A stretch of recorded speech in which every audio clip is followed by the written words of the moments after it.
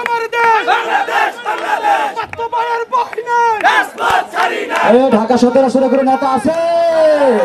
এই পিছনে বাইরে হাত তুলে বলতে হবে কোনো নেতা আছে? সবাই একসাথে ঐক্যবদ্ধ নেতা আছে? এই জুলাই গণ অভ্যুত্থানের কোনো নেতা আছে? এই বাঙালি ধারায় কোনো নেতা আছে? এই সেই নেতা একসাথে সবাই বলি আগামী 17 আসনে সংসদ কাঁপাবে রাজপথে আগামী বাংলাদেশে আগামী তরুণদের যুবকদের আমাদের সকলে আপনাদের সকলকে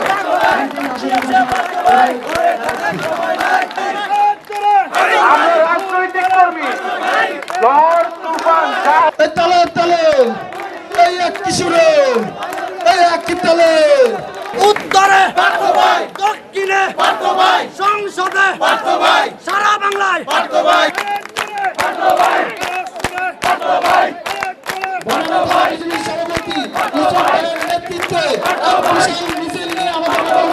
রানা পাটোয়ারিকে ছাত্র সমাজের বনানী থানার সভাপতি হিসাবে ঘোষণা করা হচ্ছে। আপনারা কি তাকে সভাপতি চাচ্ছেন? আজ থেকে রানা পাটোয়ারি বনানী থানা ছাত্র সমাজের সভাপতি। বনানী থানা বাংলাদেশ জাতীয় ছাত্র সমাজের সাধারণ সম্পাদক হিসেবে নির্বাচিত হয়েছেন মোহাম্মদ আলামিন। মোহাম্মদ আলামিনকে আমি স্টেজে আসার জন্য অনুরোধ করছি। আমরা 2018 পরবর্তী সময় থেকে বাংলাদেশ জাতীয় পার্টি বিজেপিকে পুনর্গঠনের লক্ষ্যে নিরলসভাবে প্রায় প্রতিনিয়তই সাংগঠনিক কার্যক্রমের যে ধারাবাহিকতা সেটি অব্যাহত রাখছি। প্রত্যাশা অনুযায়ী আমরা সাংগঠনিকভাবে ঢাকা এবং ঢাকার বাইরে কতটুকু শক্তিশালী হতে পেরেছি সেটি হয়তো সময় বলে দিবে।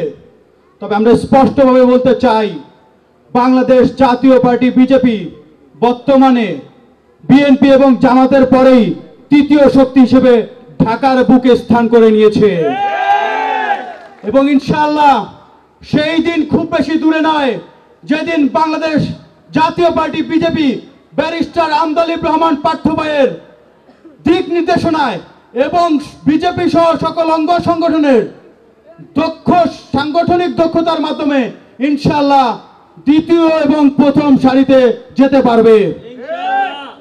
আমরা সেই দিনটির জন্য উন্মুখ হয়ে আছি এবং সেই কাঙ্ক্ষিত লক্ষ্যে পৌঁছানোর জন্যই আমাদের যে নিরলস পরিশ্রম সেটি অব্যাহত থাকবে ইনশাআল্লাহ। বাংলাদেশ জাতীয় ছাত্র সমাজ যেই ছাত্র সমাজ বহন করে শিক্ষা, শান্তি, উন্নয়ন, সমৃদ্ধি, প্রগতির পতাকা, সেই সংগঠন বাংলাদেশে তথাকথিত রাজনীতির বাইরে যে সুষ্ঠু সমৃদ্ধির বাংলাদেশ বিনির্মাণে মেধাভিত্তিক ছাত্র রাজনীতি প্রতিষ্ঠায় আমরা যারা কাজ করে যাচ্ছি তারই ধারাবাহিক অংশ হিসেবে আজকে বাংলাদেশ জাতীয় ছাত্র সমাজ বনানী থানার এই সম্মেলন। আজকে এই সম্মেলনে বাংলাদেশ জাতীয় ছাত্র সমাজের বনানী থানার নেতৃবৃন্দ তাদের প্রত্যক্ষ ভোটের মাধ্যমে তাদের নেতৃত্ব নির্ধারণ করে নেবেন। বাংলাদেশ জাতীয় পার্টি বিজেপি এবং ব্যারিস্টার আমদালিব রহমান পার্থ ভাই সবসময় বলেছেন আমাদের দলের নেতৃত্ব নির্ধারিত হবে দলের কর্মীদের প্রত্যক্ষ ভোটে। আমি উপর থেকে চাপিয়ে দেব না, তোমাদের নেতা কে হবে তা নির্ধারিত তোমরা নিজেরা করবে। এটি প্রমাণ করে বাংলাদেশ জাতীয় পার্টি বিজেপি এবং বিজেপির চেয়ারম্যান ব্যারিস্টার আমদালিব রহমান পার্থ ভাই যে গণতান্ত্রিক চর্চা করে এবং যে গণতান্ত্রিক প্রক্রিয়া বিশ্বাস করে। আমি বিশ্বাস করি আজকে এই সম্মেলনের মাধ্যমে বাংলাদেশ জাতীয় ছাত্র সমাজ বনানী যে নতুন নেতৃত্ব আসবে তারা আমাদের যে পার্থ ভাইকে যে কমিটমেন্ট দেওয়া ছিল বাংলাদেশ জাতীয় ছাত্র সমাজ বনানী থানায় আমরা 1000 কর্মী করে আমদালিব রহমান পার্থ ভাইকে উপহার দিব। আমি বিশ্বাস করি নতুন নেতাবৃন্দের মাধ্যমে সেই আমরা আমাদের সেই ওয়াদা রক্ষা করতে পারবো এবং আমি বিশ্বাস করি গত 54 বছরে যে অপরাজনীতির চর্চা সেই চর্চা পরিবর্তনে বাংলাদেশ জাতীয় ছাত্র সমাজ তাদের সর্বোচ্চ ভূমিকা রাখবে।